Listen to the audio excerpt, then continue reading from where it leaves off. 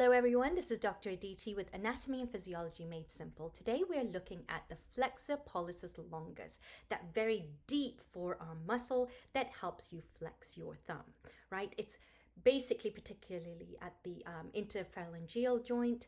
That's what it does. It flexes the thumb so you can do things like zip up your jacket or text with one thumb or one hand, hold a needle, right? Things like that. That's your FPL in action.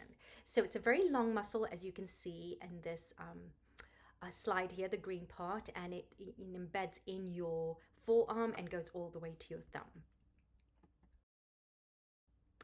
Right, so it is actually part of the deep flexor group of muscles in the forearm, along with flexor digitorum profundus, which is actually more superficial to it, and also the pronator quadratus, which is closer to your wrist area.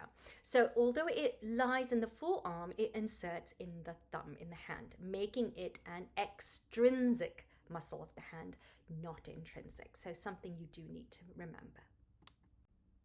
I just wanted to show you another purview of the FPL, Flexor Pollicis Longus, from the wrist area. So if you took a cross section of the wrist and you can see the flexor retinaculum over there, where would the FPL be? And it would be right here. It would be in the most radial aspect of your wrist. So that's just something to remember, especially if you're doing cadaver labs or something like that. That's going to be important.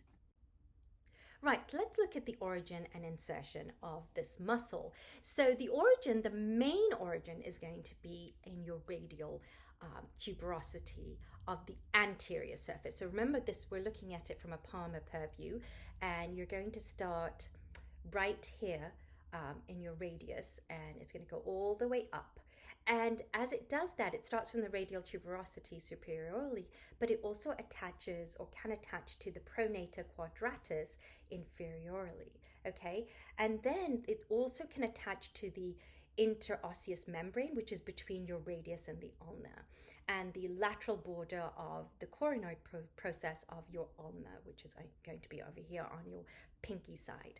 So primary origin is the anterior surface of the radius, the radial tuberosity, and then let's look at insertion, right? So again, we're starting way down here on your radius, and it goes all the way up to your thumb, and it attaches to the base of the distal phalanx of the thumb, and that's again your palmar surface. So right here, it's on the very distal part of the thumb, right? That's why you're able to sort of flex your thumb. Okay, so let's see what it looks like here. There we go. It starts in the radial tuberosity and ends at the base of the distal phalanx of the thumb. And that is your origin and insertion.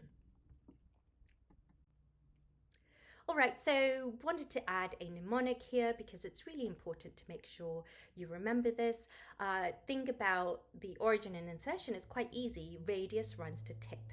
So radius is the origin, and then the tip is your distal phalanx. Insertion. Not a brilliant mnemonic, but in case it helps you, I thought I would pop it in here.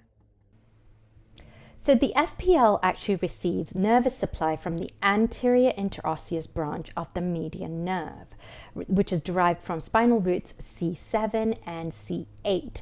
Now there's a quick check here. If someone can't flex the tip of their thumb, which is the action of the FPL, then you know that there may be some damage to the AIN, the anterior interosseous nerve, and this is called the anterior interosseous syndrome, which is purely a motor neuropathy, and basically it involves palsy of the muscles in that area. So there's going to be pain, weakness of the index and thumb, so that pinching may be difficult, right? That pinching movement. It can be caused due to neuritis, also nerve compression, or just trauma in that area. So just something to remember. And a mnemonic for you is FPL gets aimed. Aim being anterior interosseous of the median nerve. Right, so what is the clinical relevance of the FPL? Well, think about carpal tunnel syndrome, right? That's where you've got swelling or compression in that flexor retinaculum area, and that can impact the median nerve, right? Because it compresses it and causes some pain and weakness. So, and remember, the FPL is on the most radial side of that sort of carpal tunnel area. So that compression could also impact the FPL. And what's the function of the FPL? It is flexion of the thumb. So that's going to lead to reduced precision and grip on pincer strength. So anything that you have to pinch may be harder to do. Now, the FPL tendon can also develop something called tenosynovitis from overuse, and that can also result in wrist pain and triggering thumb dysfunction.